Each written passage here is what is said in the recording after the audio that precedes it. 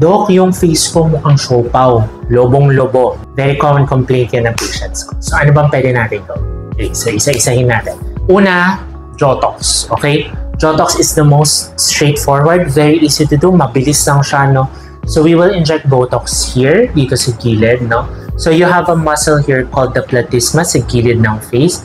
So ang muscle, parang biceps, no? Pag hindi mo na nagagamit or nare-relax, liliit siya, no? So ang goal natin, paliitin yung muscle na nandito sa gilid para yung face natin, no, mag-hugis-bigas. Okay? So, favorite ko yung Jotox. I make sure to do that at least every 4 to 6 months. Pangalawa, HIFU. That's what we do sa clinic. I also do it every year. So, maraming hindi masyado naniniwala sa HIFU, no?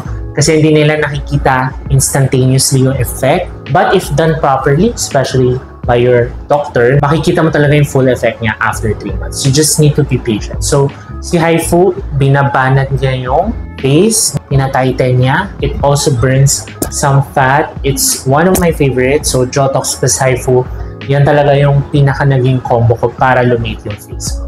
Pangatlo, no, kung yung face mo mukhang siopaw kasi medyo naglalawlaw na, you can also do cog threads, no? So, pinapasok mo yan from here up to here para mabanat yung face like that. Pag nabanat siyang ganyan, there is an illusion, no, na lumiliit din siya. And then last, syempre, pag nagtatanggal tayo ng taba, no, anywhere in the body, ang pinaka-definitive, yung lipo, which we will offer soon, the KBK Express Lipo.